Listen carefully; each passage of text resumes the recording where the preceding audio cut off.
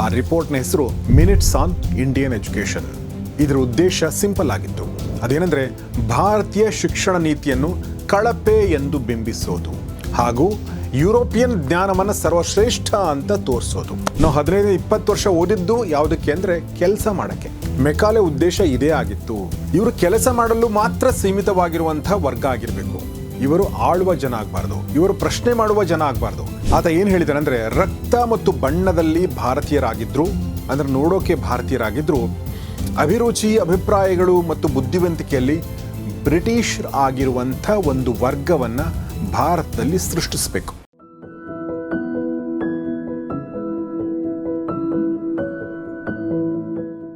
ಸ್ನೇಹಿತರೆ ನಮಸ್ಕಾರ. ಗೌರಿ ಶಕ್ಕಿ ಸ್ಟುಡಿಯೋದ ಈ ವಿಶೇಷ ವಿಡಿಯೋಗೆ ನಿಮಗೆಲ್ಲ ಸ್ವಾಗತ. ನಾನು ಗೌರಿ ಶಕ್ಕಿ. ಸ್ನೇಹಿತರೆ, ಒಂದು 2-3 ಪ್ರಶ್ನೆಗಳನ್ನ ಕೇಳ್ತಾ ಈ ಒಂದು ವಿಡಿಯೋನ ಶುರು ಮಾಡ್ತೀನಿ. ಮೊದಲನೇ ಪ್ರಶ್ನೆ, ನೀವು ಓದಿರುವ ಓದಿಗೂ ಮತ್ತು ನೀವು ಮಾಡ್ತಿರೋ ಕೆಲಸಕ್ಕೂ ಸಂಬಂಧ ಇದೆಯಾ ಅಥವಾ ಇಲ್ವಾ? ಮೊದಲನೇ ಪ್ರಶ್ನೆ. ಯೋಚನೆ ಮಾಡಿ ಹೇಳಿ, ಕಮೆಂಟಲ್ಲಿ ತಿಳಿಸಿ. ಇಲ್ಲ ನಾವು ಓದಿದ್ದೇ ಒಂದು, ನಾ ಕೆಲಸ ಮಾಡ್ತಿರೋದು ಒಂದು ಅಂತ ನಿಮಗೆ ಅನಿಸಿದರೆ ಖಂಡಿತ ತಿಳಿಸಿ.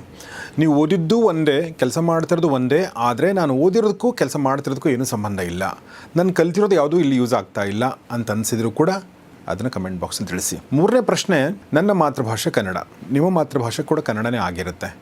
ಆದರೆ ನಾವು ಓದಿದ್ದು ಯಾವ ಭಾಷೆನಲ್ಲಿ? ನಾನು ಕನ್ನಡದಲ್ಲಿ ಓದಿದ್ದೀನಿ, ಆದರೆ ಇವತ್ತಿನ ಮಕ್ಕಳು ಯಾವ ಭಾಷೆಯಲ್ಲಿ ಓದ್ತಾ ಇದ್ದಾರೆ? ಇಂಗ್ಲೀಷಲ್ಲಿ ಓದ್ತಾ ಇದ್ದಾರೆ ಅಲ್ವಾ? ಯಾಕೆ ಹೀಗೆ ಅನ್ನೋದು ಮೂರನೇ ಪ್ರಶ್ನೆ. ನಾಲ್ಕನೇದೇನೆಂದರೆ, ನಾವೇನು ಓದ್ತೀವೋ ಅದಕ್ಕೆ ಸಂಬಂಧಪಟ್ಟಂತೆ ನಮಗೆ ಕೆಲಸಗಳು ಯಾಕೆ ಸಿಗಲ್ಲ? ಇದು 5ನೇ ಪ್ರಶ್ನೆ. ಈಗ ಪ್ರಶ್ನೆ ಬರೋದು, ಯಾರು ಈ ವ್ಯವಸ್ಥೆಯನ್ನು ತಂದದ್ದು? ನಮ್ಮ ಪೂರ್ವಜರೇ ಈ ವ್ಯವಸ್ಥೆಯನ್ನು ತಂದದ್ದ? ನಮ್ಮ ಸರ್ಕಾರ ವ್ಯವಸ್ಥೆಯನ್ನು ತಂತ? ಅಥವಾ ಇದ್ರ ಹಿಂದೆ ಒಂದು ದೊಡ್ಡ ಸಂಚಿದೆಯಾ? ಮೂರನೇದೇ ಸರಿ, ಇದರ ಹಿಂದೆ ದೊಡ್ಡ ಸಂಚಿದೆ. ಆ ಸಂಚು ಯಾರು ಮಾಡಿದ್ರು, ಯಾಕೆ ಮಾಡಿದ್ರು, ಮತ್ತು ಆ ಸಂಚಿನ ಪಾಲುದಾರರು ಯಾರೆಲ್ಲ ಇದ್ದಾರೆ, ಮತ್ತು ಸಂಚಿನ ವಿಕ್ಟಿಮ್ಸ್ ಯಾರು? ಈ ಎಲ್ಲದರ ಬಗ್ಗೆ ಇವತ್ತಿನ ವಿಡಿಯೋದಲ್ಲಿ ನೋಡೋಣ. ಸ್ನೇಹಿತರೆ, ಈ ಕಾರ್ಯಕ್ರಮದ ಪ್ರಾಯೋಜಕರು RM ಸಂಪೂರ್ಣ ಫುಡ್ ಪ್ರಾಡಕ್ಟ್ಸ್. RM ಸಂಪೂರ್ಣ ಫುಡ್ ಪ್ರಾಡಕ್ಟ್ ಬಗ್ಗೆ ಹೇಳಬೇಕು ಅಂದರೆ, ಇದು ಸ್ವಾವಲಂಬಿಯಾಗಬೇಕು ಅನ್ನೋ ಹಂಬಲ ಹೊತ್ತಿರುವ ಮಧ್ಯಮ ವರ್ಗದ ಮಹಿಳೆಯ ಉದ್ಯಮದ ಕಥೆ. ಇಲ್ಲಿ ಮನೆಯಲ್ಲಿ ಮಾಡಿದ ರುಚಿಯಾದ, ಶುಚಿಯಾದ ಮತ್ತು ಸ್ವಾದಿಷ್ಟ ಆಹಾರ ಪದಾರ್ಥಗಳು ದೊರೆತವೆ. ಇಲ್ಲಿ ಯಾವುದೇ ಕೆಮಿಕಲ್ ಬಳಕೆ ಮಾಡಲಾಗಿಲ್ಲ, ಪ್ರಿಸರ್ವೇಟಿವ್ಗಳನ್ನ ಬಳಕೆ ಮಾಡಲಾಗಿಲ್ಲ. ಪ್ರೀತಿಯಿಂದ ಮಾಡಿರುವ ಉತ್ಪನ್ನಗಳು ಇಲ್ಲಿವೆ. ಬಿಸಿಬೇಳೆ ಬಾತ್ ಪೌಡರ್, ಧನಿಯಾ ಪುಡಿ, ಖಾರದ ಪುಡಿ, dry fruits laddu, health mix, ಕೊರ್ಲೆ ಮಿಲೆಟ್ ಪೌಡರ್, ಬೇಬಿ ರಾಗಿ ಸರಿ ಪೌಡರ್, ಹೀಗೆ ಉತ್ಕೃಷ್ಟವಾದ ಸ್ವಾದಿಷ್ಟ ಪದಾರ್ಥಗಳನ್ನ ಇವರು ತಯಾರಿಸ್ತಾರೆ ಮನೆಯಲ್ಲೇ. ಹಾಗಾದ್ರೆ ಈ ಉತ್ಪನ್ನಗಳನ್ನ ನೀವು ಆರ್ಡರ್ ಮಾಡಬೇಕು ಅಂದರೆ rmsampurna.com ಈ ವೆಬ್ಸೈಟ್ನ ಭೇಟಿ ಮಾಡಿ. ಲಿಂಕ್ ಡಿಸ್ಕ್ರಿಪ್ಷನಲ್ಲೂ ಇದೆ. ಸ್ನೇಹಿತರೆ, ಈಗ 19ನೇ ಶತಮಾನಕ್ಕೆ ಹೋಗೋಣ. ಇಂಗ್ಲೆಂಡ್ನ ಪಾರ್ಲಿಮೆಂಟ್ ಲಂಡನ್ನಲ್ಲಿ 1835ನೇ ಇಸ್ವಿ ಫೆಬ್ರವರಿ 2ನೇ ತಾರೀಕಿನಂದು ಸೆಷನ್ ನಡೀತಾ ಇತ್ತು, ಪಾರ್ಲಿಮೆಂಟ್ ಸೆಷನ್ ನಡೀತಾ ಇತ್ತು. ಆದರೆ ಎಲ್ಲರೂ ಕೂಡ ಅವತ್ತು ಚಿಂತಾಕ್ರಾಂತರಾಗಿದ್ದರು. ಯಾಕೆ ಅಂದರೆ ಅವರ ತಲೆಯಲ್ಲಿ ಒಂದು ಪ್ರಶ್ನೆ ಕಾಡ್ತಾ ಇತ್ತು. 1835 ಅಂದರೆ ನೀವು ಅರ್ಥ ಮಾಡ್ಕೊಂಡಿರ್ತೀರ, ಅದು ಬ್ರಿಟಿಷ್ ಇಂಡಿಯಾ ಅಂತ, ಅಂದರೆ ಬ್ರಿಟಿಷರ ಅಧೀನದಲ್ಲಿಯೇ ಭಾರತ ಇತ್ತು ಅಂತ ಅಲ್ವಾ? ಆದರೆ ಅವರಿಗೆ ಒಂದು ಪ್ರಶ್ನೆ ಕಾಡ್ತಾ ಇತ್ತು. ಆ ಪ್ರಶ್ನೆ ಏನು ಅಂತಂದ್ರೆ, ಭಾರತ ಬ್ರಿಟಿಷರ ಅಡಿಯಲ್ಲಿ ಇದ್ರೂ ಕೂಡ ಅದರ ಕಬಳಿಕೆ ಸರಾಗವಾಗಿ ನಡೀತಾ ಇರಲಿಲ್ಲ. ಅಂದರೆ ಅದನ್ನ ತನ್ನ ಅಧೀನದಲ್ಲಿ ಮಾಡ್ಕೊಳ್ಳೋದಿದೆಯಲ್ಲ, ಅದು ಬಹಳ ಕಷ್ಟ ಕೊಡ್ತಾ ಇತ್ತು. ಯಾರಿಂದ ಅಂತಂದ್ರೆ ಬರೀ ರಾಜರಿಂದ, ಸೇನಾಧಿಪತಿಗಳಿಂದ, ಸೈನ್ಯದಿಂದ ಕಷ್ಟ ಇರಲಿಲ್ಲ, ಬದಲಾಗಿ ಸಾಮಾನ್ಯ ಜನರಿಂದ ಕೂಡ ಕಷ್ಟ ಇತ್ತು. ಯಾಕೆ ಹಾಗಿತ್ತು ಅಂತಂದ್ರೆ, ಇಲ್ಲಿನ ಜನರ ಕೆಲವು ಮೂಲ ನಂಬಿಕೆಗಳು, ನಮ್ಮ ಜನರಲ್ಲಿದ್ದಂಥ ಆಧ್ಯಾತ್ಮಿಕ ನಂಬಿಕೆಗಳು, ದೈವಿಕ ನಂಬಿಕೆಗಳು, ಧಾರ್ಮಿಕ ನಂಬಿಕೆಗಳನ್ನ ಅಳಿಸಕ್ಕೆ ಸಾಧ್ಯನೇ ಆಗ್ತಿರಲಿಲ್ಲ ಬ್ರಿಟಿಷರಿಗೆ. ಹೀಗಾಗಿ ಭಾರತದಲ್ಲಿ ಬ್ರಿಟಿಷರನ್ನ ಆಳ್ಬೇಕು ಅನ್ನೋ ಉದ್ದೇಶದಿಂದ, ಆಳ್ಬೇಕಾದ್ರೆ ಏನು ಮಾಡಬೇಕು ಅನ್ನೋ ಉದ್ದೇಶದಿಂದ ಭಾರತೀಯ ಗ್ರಂಥಗಳನ್ನು, ಇಲ್ಲಿನ ಕಾನೂನುಗಳನ್ನು ಯುರೋಪಿಯನ್ ಬುದ್ಧಿಜೀವಿಗಳಿಂದ ಅಧ್ಯಯನ ಮಾಡಿಸಿ ಭಾರತೀಯರಂತೆ ಆಡಳಿತ ವ್ಯವಸ್ಥೆ ರೂಪಿಸಲು ಕೂಡ ಪ್ರಯತ್ನ ಪಟ್ಟಿದ್ರು. ಆದರೆ ಅದು ಕೂಡ ಭಾರತೀಯರಲ್ಲಿ ಯಾವುದೇ ಬದಲಾವಣೆ ತಂದಿರಲಿಲ್ಲ. ಸೊ ಅದ್ರ ಬದಲಾಗಿ ಏನಾಗಿತ್ತು ಅಂತಂದ್ರೆ, ಬ್ರಿಟಿಷರೇ ಭಾರತೀಯರ ಜ್ಞಾನಕ್ಕೆ ದಂಗಾಗುವಂತ, ಮಾರು ಹೋಗುವಂತ ಸಂದರ್ಭ ಒದಗಿ ಬಂದಿತ್ತು. ಅದು ಹೇಗಿತ್ತು ಅಂದರೆ, ಸ್ವತಃ ಒಬ್ಬ ಗವರ್ನರ್ ಜನರಲ್ ಈ ಮಾತನ್ನು ಹೇಳಿದ್ದಾರೆ, ಭಾರತೀಯ ಜ್ಞಾನ ಯುರೋಪಿಯನ್ ಜ್ಞಾನಕ್ಕಿಂತ 100 ಪಟ್ಟು ದೊಡ್ಡದ್ದು ಅಂತ ಹೇಳಿದರು. ಹೀಗಾಗಿ ಭಾರತೀಯರ ರೀತಿಯಲ್ಲೇ ಆಳಿದರೆ ಬ್ರಿಟಿಷ್ ಸಾಮ್ರಾಜ್ಯ ಉಳಿಯೋದು ಕಷ್ಟ ಅನ್ನೋ ಸತ್ಯ ಅವತ್ತಿನ ಬ್ರಿಟಿಷ್ ಅಧಿಕಾರಿಗಳಿಗೆ ಅರ್ಥವಾಗಿತ್ತು. ಹಾಗಾದರೆ ಭಾರತೀಯರನ್ನ ವ್ಯವಸ್ಥಿತವಾಗಿ ಆಳೋದು ಹೇಗೆ ಅನ್ನೋದ್ರ ಬಗ್ಗೆ ಅವತ್ತಿನ ಬ್ರಿಟಿಷ್ ಪಾರ್ಲಿಮೆಂಟ್ನಲ್ಲಿ ಚರ್ಚೆ ಶುರುವಾಗಿತ್ತು. ಗದ್ದಲ ಮುಗಿಲು ಮುಟ್ಟಿತ್ತು. ಯಾಕೆಂದರೆ ಯಾರಿಗೂ ಏನೂ ತೋಚ್ತಾ ಇರಲಿಲ್ಲ. ಅಂಥ ಸಂದರ್ಭದಲ್ಲಿ ಒಬ್ಬ ವ್ಯಕ್ತಿ ಎದ್ದು ನಿಲ್ತಾನೆ ಮತ್ತು ಗಂಭೀರವಾಗಿ ಹೇಳ್ತಾನೆ, ಸೈಲೆನ್ಸ್ ಅಂತ. ಆತನ ಹೆಸರೇ Macaulay, lord Thomas Macaulay. So ಒಂದು ಕ್ಷಣ ಆತನ ಧ್ವನಿ ಕೇಳಿ ಬ್ರಿಟಿಷ್ ಪಾರ್ಲಿಮೆಂಟ್ ಸ್ತಬ್ಧವಾಗಿತ್ತು. ಆತ ಎದ್ದು ನಿಂತು ಹೇಳ್ತಾನೆ, ನೀವೆಲ್ಲ ಏನು ಯೋಚನೆ ಮಾಡಿದ್ರೆ ನನಗೆ ಗೊತ್ತು, ಆದರೆ ನೀವೇನೇ ಯೋಚನೆ ಮಾಡಿದರೂ ಕೂಡ ಭಾರತೀಯರನ್ನು ಸುಲಭವಾಗಿ ಗೆಲ್ಲೋದು ಸಾಧ್ಯವಿಲ್ಲ. ಆದರೆ ನನ್ನ ಹತ್ರ ಒಂದು ಪ್ಲ್ಯಾನ್ ಇದೆ. ಆ ಪ್ಲ್ಯಾನ್ ಪ್ರಕಾರ ಏನಾದರೂ ನಾವು ನಡೆದ್ರೆ ನಾವು ಕೆಲಸ ಮಾಡಿದರೆ ಮುಂದಿನ 50 ವರ್ಷ ಅಲ್ಲ, ಬರೋಬ್ಬರಿ 500 ವರ್ಷಗಳಾದರೂ ಕೂಡ ಭಾರತೀಯರು ನಮ್ಮ ಗುಲಾಮರಾಗಿಯೇ ಇರ್ತಾರೆ ಅನ್ನೋ ಮಾತನ್ನು ಹೇಳ್ತಾನೆ. ಸೊ ಆ ಮಾತು ಕೇಳಿ ಪ್ರತಿಯೊಬ್ಬರಿಗೂ ಆಶ್ಚರ್ಯ. ಆದರೆ ಎಲ್ಲರ ಮನಸ್ಸಲ್ಲಿರುವಂಥದ್ದು ಹೇಗೆ ಸಾಧ್ಯ ಅಂತ. ಅದಕ್ಕೆ ಪಾರ್ಲಿಮೆಂಟ್ನಲ್ಲಿ ಒಬ್ಬ ಸಂಸದ ಎದ್ದು ನಿಂತು ಕೇಳ್ತಾರೆ, ನೀನು ಹೇಳ್ತಾ ಇರೋ ತುಂಬ ಖುಷಿ ಆಗ್ತಾರೆ, ಆದರೆ ಹೇಗೆ ಆಗಕ್ಕೆ ಸಾಧ್ಯ ಅಂತ. ಆಗ ಮೆಕಾಲೆ ನಸುನಗ್ತಾ ಹೇಳ್ತಾನೆ, ಭಾರತೀಯರಿಗೆ ಅತ್ಯಂತ ಹೆಚ್ಚು ಹೆಮ್ಮೆ ಯಾವುದ್ರ ಬಗ್ಗೆ ಇದೆ? ಅವರ ಪರಂಪರೆ ಬಗ್ಗೆ ಇದೆ, ಅವರ ಪೂರ್ವಜರ ಜ್ಞಾನದ ಬಗ್ಗೆ ಹೆಮ್ಮೆ ಇದೆ.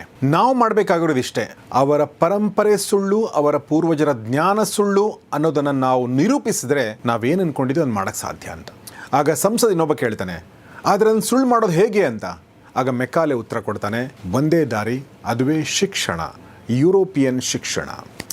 ಈ ಉತ್ತರದಿಂದ ಮತ್ತೆ ಚರ್ಚೆ ಶುರುವಾಗಿ ಮತ್ತೆ ಬ್ರಿಟಿಷ್ ಪಾರ್ಲಿಮೆಂಟ್ ಗದ್ದಲದ ಮುಳುಗೋಗುತ್ತೆ. ಬಹಳಷ್ಟು ಜನರಿಗೆ ಅನಿಸ್ತಾ ಇರುತ್ತೆ, ಶಿಕ್ಷಣದ ಮೂಲಕ ಹೇಗೆ ಭಾರತವನ್ನು ಗೆಲ್ಲಕ್ಕೆ ಸಾಧ್ಯ, ಈತ ರೈಲ್ ಬಿಡ್ತಾ ಇದ್ದಾನೆ ಅಂತ ಅನ್ಕೊಳ್ತಾರೆ. ಆದರೆ ಮೆಕಾಲೆ ತಾಳ್ಮೆ ಗೆಡದೆ ಮತ್ತೆ ಮುಂದುವರಿತಾನೆ, ಹೌದು, ನಾನು ಹೇಳ್ತಾ ಇರೋದು 100ಕ್ಕೆ 100 ಸತ್ಯ. ಶಿಕ್ಷಣದಿಂದ ಮಾತ್ರ ನಾವು ಭಾರತವನ್ನು ಆಳ್ಬಹುದು.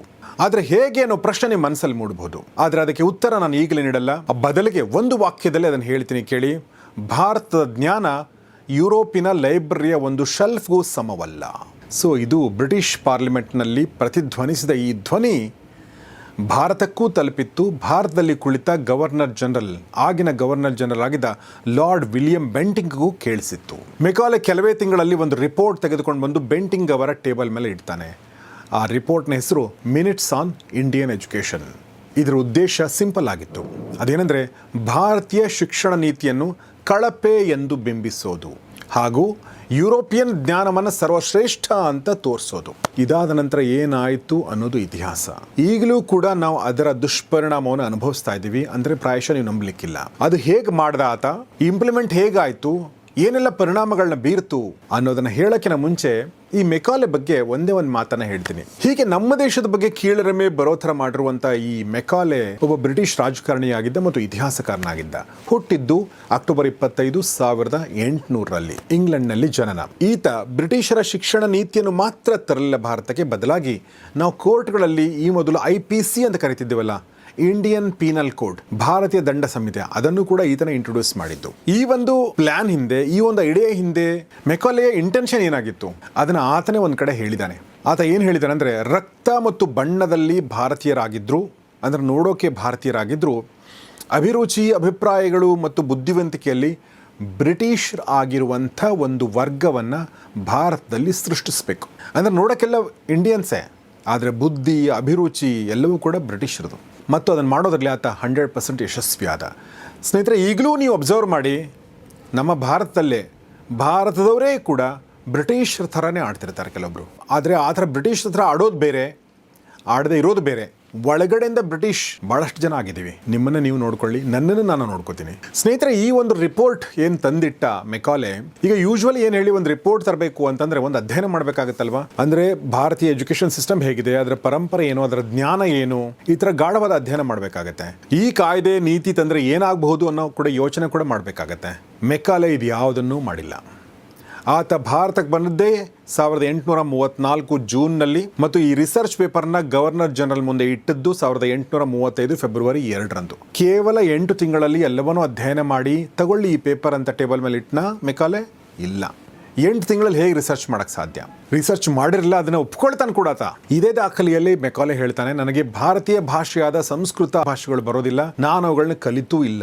ಸೊ ಸಂಸ್ಕೃತ ಗೊತ್ತಿಲ್ಲದೆ, ಆಗಿನ ಪರ್ಷಿಯನ್ ಭಾಷೆ ಗೊತ್ತಿಲ್ಲದೆ, ಅರೇಬಿಕ್ ಭಾಷೆ ಗೊತ್ತಿಲ್ಲದೆ ಈತ ಹೇಗೆ ಅಧ್ಯಯನ ಮಾಡಿರ್ಬೋದು ನೀವೇ ಯೋಚನೆ ಮಾಡಿ. ಇನ್ನು ಪ್ರಶ್ನೆ ಬರೋದು, ಯಾಕೆ ಆತ ಅಧ್ಯಯನ ಮಾಡಲಿಲ್ಲ? ಆತ ಸಂಸ್ಕೃತವನ್ನು ಯಾಕೆ ಅಧ್ಯಯನ ಮಾಡಲಿಲ್ಲ, ಇಲ್ಲಿನ ಪ್ರಾದೇಶಿಕ ಭಾಷೆಗಳನ್ನ ಯಾಕೆ ಅಧ್ಯಯನ ಮಾಡಲಿಲ್ಲ ಅಂದರೆ ಉತ್ತರ ಸಿಂಪಲ್ ಸ್ನೇಹಿತರೆ. ಏನಂದರೆ, ಈ ಒಂದು ರಿಪೋರ್ಟ್ನ ಔಟ್ಕಮ್, ಫಲಿತಾಂಶ ಏನಾಗಿರಬೇಕು ಅನ್ನೋದು ಆತನಿಗೆ ಮುಂಚೆನೇ ಗೊತ್ತಿತ್ತು. ಅಂದರೆ ಭಾರತೀಯ ಜ್ಞಾನ ಕೀಳ್ಮಟ್ಟದ್ದು, ಯುರೋಪಿಯನ್ ಜ್ಞಾನ ಸರ್ವಶ್ರೇಷ್ಠ ಮಟ್ಟದ್ದು ಅಂತ ಆತ ಹೇಳಕ್ಕೆ ಹೊರಟಿದ್ದ.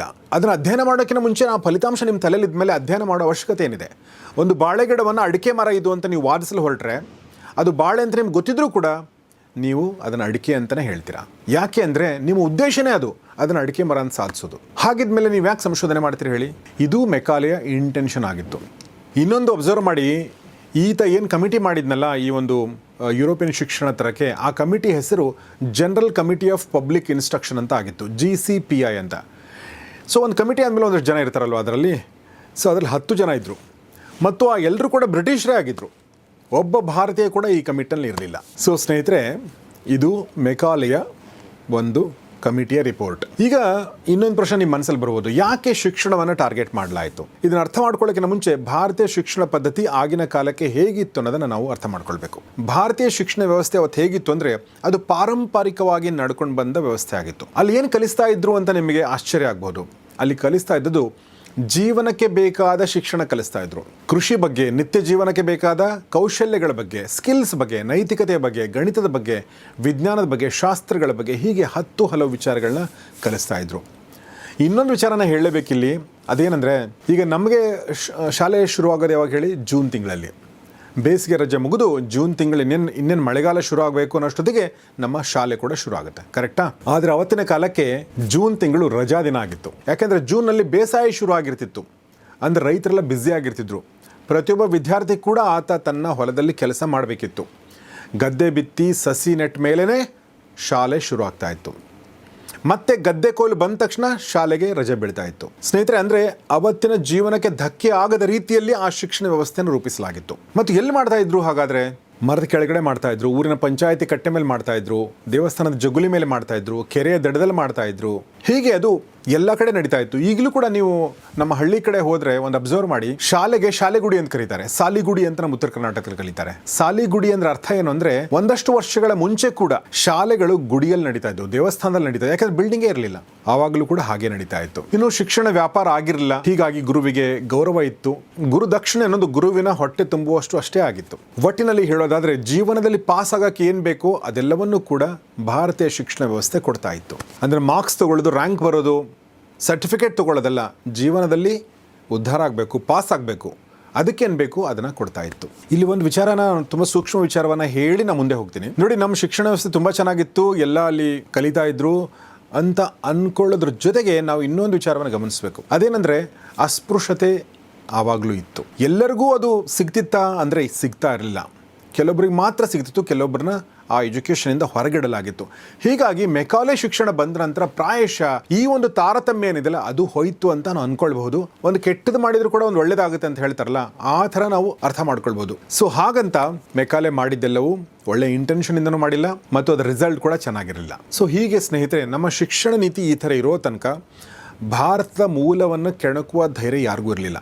ಭಾರತೀಯರು ಮುಂದಿನ 1000 ವರ್ಷಗಳ ಕಾಲ ಗುಲಾಮರಾಗಿ ಇರಬೇಕು ಅಂದರೆ ಮಾಡಬೇಕಾಗಿರೋದಿಷ್ಟೇ, ಅವರು ನಂಬುವಂಥ ರಾಮಕೃಷ್ಣನ ಮೇಲೆ ಅವ್ರಿಗೆ ಡೌಟ್ ಬರಬೇಕು, ಅವರು ನಂಬುವಂಥ ಕುಟುಂಬ ವ್ಯವಸ್ಥೆ ಮೇಲೆ ಅವರು ಅಪನಂಬಿಕೆ ಬೆಳೆಸ್ಕೊಳ್ಬೇಕು, ತಮ್ಮ ಭಾಷೆಯ ಬಗ್ಗೆ ಕೀಳರಿಮೆ ಬರಬೇಕು, ತಮ್ಮ ಉಡುಪುಗಳ ಬಗ್ಗೆ ಕೀಳರಿಮೆ ಬರಬೇಕು, ತಮ್ಮ ಕಥೆ ಇತಿಹಾಸಗಳ ಬಗ್ಗೆ ಕೀಳರಿಮೆ ಬರಬೇಕು. ಅದುವೇ ಮೆಕಾಲೆಯ ಶಿಕ್ಷಣ ನೀತಿಯ ಉದ್ದೇಶ ಆಗಿತ್ತು. ಸೊ ಈ ಶಿಕ್ಷಣ ನೀತಿಯನ್ನು ಅತ್ಯಂತ ನಾಜೂಕಾಗಿ ಇಂಪ್ಲಿಮೆಂಟ್ ಮಾಡಲಾಯಿತು. ವ್ಯವಸ್ಥಿತವಾಗಿ ಭಾರತೀಯ ಗುರುಕುಲ ಪದ್ಧತಿಯನ್ನು ಅಳಿಸ್ತಾ ಬರಲಾಯಿತು. ಮೆಕಾಲೆ ಒಂದು ಕಡೆ ಹೇಳ್ತಾರೆ, ಭಾರತೀಯ ಸಮಾಜದಲ್ಲಿ ಒಂದು ಹೊಸ ವರ್ಗ ಸೃಷ್ಟಿಯಾಗಬೇಕು, ಶಿಕ್ಷಿತ ಮಧ್ಯಮ ವರ್ಗ. ಹಾಗಂತ ಇವರು ಬ್ರಿಟಿಷರ ಸರ್ಕಾರದಲ್ಲಿ ಅಧಿಕಾರಿಗಳಾಗಬಾರದು, ಕೇವಲ ಗುಮಾಸ್ತಗಿರಿ ಮಾಡಲು ಮಾತ್ರ ಸೀಮಿತವಾಗಿರಬೇಕು. ಇದು ಮೆಕಾಲೆಯ ಉದ್ದೇಶ ಆಗಿತ್ತು. ಹಾಗಾದ್ರೆ ಈ ಪದ್ಧತಿನ ಹೇಗೆ ಅಳವಡಿಸಲಾಯಿತು? 1835 ಫೆಬ್ರವರಿ 2ನೇ ತಾರೀಕಿನಂದು ಬ್ರಿಟಿಷ್ ಇಂಡಿಯಾದ ಗವರ್ನರ್ ಜನರಲ್ಗೆ ಈ ಒಂದು ಮಿನಿಟ್ಸ್ ಆನ್ ಇಂಡಿಯನ್ ಎಜುಕೇಷನ್ ಅದನ್ನು ಸಲ್ಲಿಸಲಾಗುತ್ತೆ. ಅದರಲ್ಲಿ ಮುಖ್ಯವಾಗಿ ಇದ್ದದ್ದೇನೆಂದರೆ, ನಮ್ಮ ವರ್ನಾಕ್ಯುಲರ್ ಲ್ಯಾಂಗ್ವೇಜ್, ನಮ್ಮ ಪ್ರಾದೇಶಿಕ ಭಾಷೆಗಳನ್ನು ತೆಗೆದು ಸಾರ್ವತ್ರಿಕವಾಗಿ ಇಂಗ್ಲೀಷ್ ಮೀಡಿಯಂ ಎಜುಕೇಷನ್ ಕೊಡಬೇಕು ಅನ್ನೋದೇ ಆಗಿತ್ತು. ಅದರಲ್ಲಿ ತುಂಬ ಸ್ಪಷ್ಟವಾಗಿ ಬರೆಯಲಾಗಿದೆ. ಇದರ ಉದ್ದೇಶ Indian in blood and colour, but English in taste, opinion and in morals and in intellect. So ಅಲ್ಲಿನ ಅವತ್ತಿನ ಕಲೋನಿಯಲ್ ಆಡಳಿತಕ್ಕೆ ಕಾರಕೂನರಾಗಿ ಸೇವೆ ಸಲ್ಲಿಸಲು ಇದನ್ನು ಮಾಡಲಾಯಿತು. ವಿಲಿಯಂ ಬೆಂಟಿಂಗ್ ಆಗಿನ ಗವರ್ನರ್ ಜನರಲ್ ಈ ಶಿಫಾರಸು ಒಪ್ಕೊಳ್ತಾರೆ. 1835 ಇಂಗ್ಲೀಷ್ ಎಜುಕೇಷನ್ ಆ್ಯಕ್ಟ್ ಪ್ರಕಾರ ಇದು ಜಾರಿಯಾಗುತ್ತೆ. ಒಂದು, ಇಂಗ್ಲೀಷ್ ಇಂಟ್ರೊಡಕ್ಷನ್ ಆಯಿತು. ಎರಡನೇದು, ಸಂಸ್ಕೃತ ಮತ್ತು ಅರಬ್ಬಿ ಬೋಧಿಸುವಂಥ ಓರಿಯೆಂಟಲ್ ಸಂಸ್ಥೆಗಳಿಗೆ, ಅಂದರೆ ಪೌರ್ವಾತ್ಯ ಜ್ಞಾನವನ್ನು ಬೋಧಿಸುವ, ಅಂದರೆ ನಮ್ಮ ಭಾರತೀಯ ಮೂಲದ ಜ್ಞಾನವನ್ನು ಬೋಧಿಸುವ ಸಂಸ್ಥೆಗಳಿಗೆ ಸರ್ಕಾರ ತನ್ನ ಅನುದಾನವನ್ನು ನಿಲ್ಲಿಸುತ್ತೆ. ಸಾಹಿತ್ಯ, ವಿಜ್ಞಾನ ಮತ್ತು ತತ್ವಶಾಸ್ತ್ರದಂಥ ಪಾಶ್ಚಾತ್ಯ ಮೂಲದ ತತ್ವಶಾಸ್ತ್ರದಂಥ ವಿಷಯಗಳಲ್ಲಿ ಇಂಗ್ಲಿಷ್ ಭಾಷೆ ಶಿಕ್ಷಣಕ್ಕೆ ದುಡ್ಡನ್ನು ಕೊಡಲಾಗುತ್ತೆ. 1837 ವೇಳೆಗೆ ಏನು ಮಾಡ್ತಾರೆ ಅಂದರೆ, ಆಡಳಿತ ಭಾಷೆ ಮತ್ತು ನ್ಯಾಯಾಲಯಗಳ ಭಾಷೆಗಳನ್ನು ಪರ್ಷಿಯನ್ ಮತ್ತು ಸಂಸ್ಕೃತದ ಬದಲಾಗಿ ಇಂಗ್ಲಿಷ್ ತರಲಾಗುತ್ತೆ. 1842 ವೇಳೆಗೆ 42 ಶಾಲೆಗಳು ಈ ಮಾದರಿಯನ್ನು ಅನುಸರಿಸ್ತವೆ. ಇನ್ನೊಂದು ಕೆಲಸ ಮಾಡ್ತಾರೆ, ಪಾಶ್ಚಾತ್ಯ ಜ್ಞಾನವನ್ನು ಅದಕ್ಕೆ ಒಂದು ಉತ್ತೇಜನ ಕೊಡಲು ಇಂಗ್ಲಿಷ್ ಪುಸ್ತಕಗಳನ್ನ ಉಚಿತವಾಗಿ ಮುದ್ರಣ ಮಾಡಿ ಉಚಿತವಾಗಿ ವಿತರಣೆ ಮಾಡಲಾಗುತ್ತೆ. ಆಗಿನ ಹೈಸ್ಕೂಲ್ಗಳು, ಪ್ರಾಥಮಿಕ ಶಾಲೆಗಳು, ಕಾಲೇಜುಗಳು ಎಲ್ಲವೂ ಕೂಡ ಇಂಗ್ಲಿಷ್ ಮಾಧ್ಯಮಕ್ಕೆ ಆದ್ಯತೆ ನೀಡ್ತವೆ. ಬನಾರಸ್ನ ಸಂಸ್ಕೃತ ಕಾಲೇಜು ಮತ್ತು ದೆಹಲಿಯ ಮದ್ರಸದಂಥ ಸಂಸ್ಥೆಗಳಿಗೆ ಬೆಂಬಲವನ್ನು ನಿಲ್ಲಿಸಲಾಗುತ್ತೆ. ವಿದ್ಯಾರ್ಥಿಗಳಿಗೆ ಸ್ಟೈಪಂಡ್ ಕೊಡೋದನ್ನು ಸ್ಟಾಪ್ ಮಾಡಲಾಗುತ್ತೆ. ಇದೆಲ್ಲ ಆಗಿದ್ದು ಈ ಮೆಕಾಲೆಯ ಶಿಕ್ಷಣ ನೀತಿಯಿಂದ. ಸ್ನೇಹಿತರೆ, ನಿಮ್ಮ ಮನಸ್ಸಲ್ಲಿ ಕೆಲವೊಬ್ಬರಿಗೆ ಪ್ರಶ್ನೆ ಬಂದಿರಬಹುದು, ಅಯ್ಯೋ ನಮಗಿದು ವರ ಕೂಡ ಆಯ್ತಲ್ವಾ, ಎಷ್ಟೋ ಮಕ್ಕಳು ಈಗ ಇಂಗ್ಲಿಷ್ ಕಲಿತು ವಿದೇಶಕ್ಕೆ ಹೋಗಿ ಹಣ ಗಳಿಸ್ತಾ ಇಲ್ವಾ, ಒಳ್ಳೆ ಜಾಬಲ್ಲಿ ಇಲ್ವಾ ಅಂತ ನಿಮಗೆ ಮನಸ್ಸಲ್ಲಿ ಬರ್ಬೋದು. ಆದರೆ ಸ್ನೇಹಿತರೆ, ಒಂದು ಅಬ್ಸರ್ವ್ ಮಾಡಿ, ನಾವು ಸ್ಕೂಲ್ಗೆ ಹೋಗಿದ್ದೀವಿ, ಕಾಲೇಜ್ಗೆ ಹೋಗಿದ್ದೀವಿ, ಈ ಓದಿನ ಉದ್ದೇಶ ಏನು ಅಂತ ಕೇಳಿದ್ರೆ ನಿಮ್ಮ ಮನಸ್ಸಲ್ಲಿ ಬರುವಂಥ ಪ್ರಶ್ನೆ ಏನು ಹೇಳಿ? ನನ್ನ ಮನಸ್ಸಲ್ಲಿ ಬರುವಂಥ ಪ್ರಶ್ನೆ ಏನೇ? ಒಳ್ಳೆ ಕೆಲಸ ಮಾಡೋಕ್ಕೆ. ನಾವು 15-20 ವರ್ಷ ಓದಿದ್ದು ಯಾವುದಕ್ಕೆ ಅಂದರೆ ಕೆಲಸ ಮಾಡೋಕ್ಕೆ. ಮೆಕಾಲೆ ಉದ್ದೇಶ ಇದೇ ಆಗಿತ್ತು. ಇವರು ಕೆಲಸ ಮಾಡಲು ಮಾತ್ರ ಸೀಮಿತವಾಗಿರುವಂಥ ವರ್ಗ ಆಗಿರಬೇಕು. ಇವರು ಆಳುವ ಜನ ಆಗಬಾರ್ದು, ಇವರು ಪ್ರಶ್ನೆ ಮಾಡುವ ಜನ ಆಗಬಾರ್ದು, ಇವರು ಶೋಷಣೆಯನ್ನು ಸಹಿಸಿಕೊಳ್ಳುವ ವ್ಯಕ್ತಿಗಳಾಗಬೇಕೆ ಹೊರತು ಪ್ರಶ್ನೆ ಮಾಡುವ ವ್ಯಕ್ತಿಗಳಾಗಬಾರ್ದು. ನೋಡಿ ಸ್ನೇಹಿತರೆ, ಅಬ್ಸರ್ವ್ ಮಾಡಿ, ಈಗ ನಾವು ಸ್ವಾತಂತ್ರ್ಯ ಬಂದು 75 ವರ್ಷಗಳ ನಂತರ ಕೂಡ ನಾವು ಈಗಲೂ ಕೂಡ ಆ ಹ್ಯಾಂಗ್ ಓವರ್ನಿಂದ ಹೊರಗಡೆ ಬಂದೇ ಇಲ್ಲ. ಈಗಲೂ ಕೂಡ ನಾವು ಶೋಷಣೆಗಳನ್ನ ಸಹಿಸಿಕೊಳ್ತಾನೆ ಇದ್ದೀವಿ. ನೀವೇ ನಿಮ್ಮನ್ನು ಪ್ರಶ್ನೆ ಮಾಡ್ಕೊಳ್ಳಿ, ನಿಮ್ಮೂರಲ್ಲಿ ರಸ್ತೆಗಳು ಸರಿ ಇದೆಯಾ? ಇಲ್ಲ, ವರ್ಷಗಳಿಂದ ಅದೇ ಥರ ಇದೆ. ಕೆಲವೊಂದು ಕಡೆ ರಸ್ತೆನೇ ಇಲ್ಲ. ಶಾಸಕರಿಗೆ ಈ ಬಗ್ಗೆ ಪ್ರಶ್ನೆ ಮಾಡಿದ್ರಾ? ಅರ್ಜಿ ಕೊಟ್ಟಿದ್ದೀವಿ, ಆದರೆ ಆ ಥರ ಅರ್ಜಿಗಳು ಬರ್ತಾನೆ ಇರ್ತವೆ ಮತ್ತು ಕಸದ ಡಬ್ಬ ಸೇರ್ತಾನೆ ಇರ್ತವೆ. ಯಾವತ್ತಾದರೂ ಅವರ ಎದುರಿಗೆ ನಿಂತು ಓಟ್ ಹಾಕಿದ್ದು ನಾವು ಇದಕ್ಕಾ ಅಂತ ಇಂಡಿವಿಜುವಲ್ ಆಗಿ ಪ್ರಶ್ನೆ ಮಾಡಿದಿರಾ? ಇಲ್ಲ, ಯಾಕೆಂದರೆ ಆ ಧೈರ್ಯ ಬಂದಿಲ್ಲ. ಆ ರೀತಿಯ ಪ್ರಶ್ನೆ ಮಾಡುವ ಧೈರ್ಯ ಬರಬೇಕು ಅಂತಂದರೆ ಶಾಲಾ ಮಟ್ಟದಿಂದಲೇ ಶುರು ಆಗಬೇಕು. ಯಾವಾಗ ಶಿಕ್ಷಕರನ್ನು ಪ್ರಶ್ನೆ ಮಾಡಲು ನೀವು ಆರಂಭ ಮಾಡ್ತಿರೋ ಆವಾಗ ಒಬ್ಬ ಶಾಸಕರನ್ನು ಕೂಡ ಎದುರಿಸಿ ಮಾತಾಡಲು ಧೈರ್ಯ ಬರುತ್ತೆ. ಆದರೆ ಈಗ ಹಾಗಿಲ್ಲ. ಅದಕ್ಕೆ ಕಾರಣ ನಮ್ಮ ಶಿಕ್ಷಣ ವ್ಯವಸ್ಥೆ. ಆದರೆ ಇದು ಒಂದೇ ಅಲ್ಲ ಸ್ನೇಹಿತರೆ, ಈ ಶಿಕ್ಷಣ ವ್ಯವಸ್ಥೆ ಸಮಾಜದಲ್ಲಿ ಒಂದು ಡಿವಿಷನ್ ಕ್ರಿಯೇಟ್ ಮಾಡಿದೆ. ಆ ಒಂದು ಡಿವಿಷನ್ ಏನಂದರೆ ಅಕ್ಷರಸ್ಥರು ಮತ್ತು ಅನಕ್ಷರಸ್ಥರು ಅಂತ. ನೋಡಿ, ನಮ್ಮ ಹಳ್ಳಿ ಕಡೆ ಈ ಥರ ಅಕ್ಷರಸ್ಥರು ಅನಕ್ಷರಸ್ಥರು ಅನ್ನೋ ಒಂದು ಭೇದ ಭಾವ ಇರಲೇ ಇಲ್ಲ. ಯಾವುದರಿಂದ ಅಳಿತಾ ಇದ್ರು ನಮ್ಮ ಹಳ್ಳಿ ಕಡೆ ಅಂತಂದರೆ ಅವನ ಸ್ಕಿಲ್ಸ್ ಮೇಲೆ ಅಳಿತಾ ಇದ್ರು. ಅವನು ಒಳ್ಳೆ ಮರದ ಕೆತ್ತನೆ ಮಾಡ್ತಾನೆ ಅಂದರೆ ಆತನಿಗೆ ಒಂದು ಗೌರವ ಇತ್ತು. ಕಬ್ಬಿಣದ ಕೆಲಸ ಚೆನ್ನಾಗಿ ಮಾಡ್ತಾನೆ ಅಂದರೆ ಆತನೊಂದು ಗೌರವ ಇತ್ತು. ಆದರೆ ಈಗ ಅದನ್ನ ಓದಕ್ಕೆ ಬರುತ್ತೆ, ಈತನಿಗೆ ಓದಕ್ಕೆ ಬರಲ್ಲ. ಓದಕ್ಕೆ ಬಂದವನಿಗೆ ಗೌರವ, ಓದಕ್ಕೆ ಬರದೇ ಇರೋನಿಗೆ ಅಗೌರವ. ಹಾಗಾಗಿದೆ. ಇದಕ್ಕೆ ಕಾರಣ ಮೆಕಾಲೆಯ ಶಿಕ್ಷಣ ವ್ಯವಸ್ಥೆ. ಒಬ್ಬ ವಿದ್ಯಾರ್ಥಿ 99% ತಗೋತಾನೆ, ಇನ್ನೊಬ್ಬ ವಿದ್ಯಾರ್ಥಿ 60% ತಗೋತಾನೆ ಅನ್ಕೊಳ್ಳಿ. 60% ತೆಗೆದುಕೊಂಡ್ರೆ ವಿದ್ಯಾರ್ಥಿ ಹತ್ರ ಯಾವುದೋ ಕೌಶಲ್ಯ ಇದೆ, ಒಳ್ಳೆ ಪೇಂಟಿಂಗ್ ಮಾಡ್ತಾನೆ, ಅಥವಾ ಒಳ್ಳೆ ಕಥೆ ಬರಿತಾನೆ, ಅಥವಾ ಒಳ್ಳೆ ಭಾಷಣಕಾರನ ಆಗ್ಬಹುದು, ಅಥವಾ ಒಳ್ಳೆ ಜೋಕ್ಸ್ ಹೇಳ್ತಾನೆ, ಒಳ್ಳೆ ಮಾತುಗಾರ. ಈ 90% ಅಥವಾ 95% ತೆಗೆದುಕೊಂಡ್ರೆ ವಿದ್ಯಾರ್ಥಿಗೆ ಕೇವಲ ಮಾರ್ಕ್ಸ್ ಬಂದಿದೆ ಮತ್ತು ಪುಸ್ತಕದ ವಿಚಾರಗಳೆಲ್ಲವೂ ಗೊತ್ತಿದೆ, ಆದರೆ ಜೀವನ ಹೇಗೆ ಮಾಡ್ಬೇಕು ಅನ್ನೋದು ಗೊತ್ತಿಲ್ಲ. ಹೀಗಿರ್ಬೇಕಾದ್ರೆ ಯಾರಿಗೆ ನೀವು ರೆಸ್ಪೆಕ್ಟ್ ಕೊಡ್ಬೇಕು? ಆಕ್ಚುಲಿ ನಮ್ಮ ಸಮಾಜದಲ್ಲಿ ಯಾರಿಗೆ ರೆಸ್ಪೆಕ್ಟ್ ಇದೆ? ಈ ರೀತಿ ಯೋಚನೆ ಮಾಡಕ್ ಸಾಧ್ಯನೇ ಆಗಿಲ್ಲ. ಯಾಕೆ? ಇದೆಲ್ಲಕ್ಕೂ ಕಾರಣ ಮೆಕಾಲೆ. ಆಫೀಸಲ್ಲಿ ನಾವು ಜಾಬ್ ಮಾಡಿದ್ರೆ ಗ್ರೇಟ್, ಸ್ವಂತ ಕಾಲ ಮೇಲೆ ನಿಂತ್ಕೊಂಡು ಕೃಷಿ ಮಾಡ್ತಿರೋದನ್ನ ಅವನು ವೇಸ್ಟ್ ಅನ್ನುವಂಥ ಮನೋಭಾವ ಬಂದದ್ದು ಎಲ್ಲಿಂದ? ಇದೆಲ್ಲವನ್ನು ಕೂಡ ಯೋಚನೆ ಮಾಡ್ಬೇಕಲ್ವಾ? ಸೊ ಆಗಿನ ಶಿಕ್ಷಣ ವ್ಯವಸ್ಥೆಯಲ್ಲಿ ಯಾರು ಕೂಡ ಆಗ್ತಾನೆ ಇರಲಿಲ್ಲ. ಯಾಕಂದ್ರೆ ಎಲ್ಲರಿಗೂ ಕೂಡ ಕಸುಬು ಅನ್ನೋದಿತ್ತಲ್ಲ, ಅದು ಗೊತ್ತಿತ್ತು, ಅದನ್ನು ಕಲಿತಾ ಇದ್ರು. ಮತ್ತು ನಾನು ಇದನ್ನು ಓದಿದ್ದೀನಿ, ಹೀಗಾಗಿ ನಂಗೆ ಇಂಥದ್ದೇ ಕೆಲಸ ಬೇಕು ಅಂತ ಯಾರು ಕೇಳ್ತಿರ್ಲಿಲ್ಲ. ಹೀಗಾಗಿ ನಿರುದ್ಯೋಗ ಸಮಸ್ಯೆ ಇರಲಿಲ್ಲ. ನಾನು ಇದನ್ನು ಓದಿದ್ದೀನಿ, ಸರ್ಕಾರ ನಂಗೆ ಕೆಲಸ ಕೊಡಬೇಕು, ಸರ್ಕಾರ ಜವಾಬ್ದಾರಿ ಅದು ಅಂತ ಯಾರು ಕೂಡ ಕೇಳ್ತಾ ಇರಲಿಲ್ಲ. ಈ ವಿಡಿಯೋ ಮಾಡೋ ಉದ್ದೇಶ ಏನಂದರೆ, ಎಜುಕೇಷನ್ ಅನ್ನೋದು ನಾವು ನಮ್ಮ ಜೀವನ ರೂಪಿಸಿಕೊಳ್ಳಲು ಬೇಕಾಗಿರುವ ಒಂದು ಅಸ್ತ್ರ ಅಥವಾ ಒಂದು ಸಾಧನ ಆಗಬೇಕು, ಹೊರತು ನಮ್ಮ ಸರ್ಟಿಫಿಕೇಟಿಂದ ನಮಗೆ ಜೀವನ ರೂಪುಗೊಂಡ್ಬಿಡುತ್ತೆ ಅಥವಾ ಏನೋ ಒಂದು ಮ್ಯಾಜಿಕ್ ಆಗಿಬಿಡುತ್ತೆ ಅಂತ ನಾವು ಅಂದ್ಕೊಂಡ್ರೆ ತಪ್ಪು. ಸೊ ಹೀಗಾಗಿ ಸ್ಕಿಲ್ಗಳ ಮೇಲೆ ನಾವು ಕಾನ್ಸಂಟ್ರೇಟ್ ಮಾಡಬೇಕಾಗಿದೆ. ವಾಪಸ್ ಮತ್ತೆ ನಾವು ನಮ್ಮ ವರ್ನಾಕ್ಯುಲರ್ ಲ್ಯಾಂಗ್ವೇಜ್ಗಳಿಗೆ, ನಮ್ಮ ಪ್ರಾದೇಶಿಕ ಭಾಷೆಗಳಿಗೆ ಮತ್ತು ನಮ್ಮ ನೆಲ ಮೂಲದ ಸಂಸ್ಕೃತಿ ಕಡೆಗೆ ಅಥವಾ ನಮ್ಮ ನೆಲ ಮೂಲದ ಜ್ಞಾನದ ಕಡೆಗೆ ಹೊರಡಬೇಕಾಗಿದೆ. ನರೇಂದ್ರ ಮೋದಿಯವರು ಮೊನ್ನೆ ತಾನೇ ಭಾಷಣ ಮಾಡ್ತಾ ಈ ಮಾತನ್ನು ಹೇಳಿದರು. ಮುಂದಿನ 10 ವರ್ಷಗಳಲ್ಲಿ ನಾವು ಪ್ರಾದೇಶಿಕ ಭಾಷೆಗಳನ್ನ ಕಲಿಬೇಕು ಅಂತ. ಅದು ಕೊರಿಯಾ ಇರ್ಬೋದು, ಜಪಾನ್ ಇರ್ಬೋದು, ಜರ್ಮನಿ ಇರ್ಬೋದು, ಎಲ್ಲ ಅಭಿವೃದ್ಧಿ ಹೊಂದಿರುವಂಥ ಶ್ರೀಮಂತ ದೇಶಗಳು. ಆದರೆ ಯಾರೂ ಕೂಡ ಇಂಗ್ಲೀಷನ್ನು ತಮ್ಮ ಭಾಷೆಯನ್ನು ಸ್ವೀಕರಿಸಿಲ್ಲ. ಎಲ್ಲರೂ ಕೂಡ ಅವ್ರವ್ರ ಭಾಷೆಗಳಲ್ಲೇ ಕಲಿತಾ ಇದ್ದಾರೆ, ನಾವು ಮಾತ್ರ ಇಂಗ್ಲೀಷ್. ಸೊ ಈಗ ಯೋಚನೆ ಮಾಡುವಂಥ ಪ್ರಸಂಗ ಬಂದಿದೆ, ಯೋಚನೆ ಮಾಡುವಂಥ ಟೈಮ್ ಬಂದಿದೆ. ಈ ಯೋಚನೆ ಏನು ಮಾಡಬೇಕು, ಏನು ನಿರ್ಧಾರ ಕೈಗೊಳ್ಳಬೇಕು ಅನ್ನೋದು ನಿಮಗೆ ಬಿಟ್ಟಿದ್ದು. ಇಷ್ಟು ಹೇಳ್ತಾ ಇವತ್ತಿನ ಈ ವಿಡಿಯೋ ಮುಗಿಸ್ತಾ ಇದೀನಿ. ನೋಡ್ತಾರೆ ಗೌರಿ ಶಕ್ತಿ ಸ್ಟುಡಿಯೋ, ನೋಡ್ತಾರೆ ಒಳ್ಳೆ ವಿಡಿಯೋಗಳನ್ನ. ನಮಸ್ಕಾರ.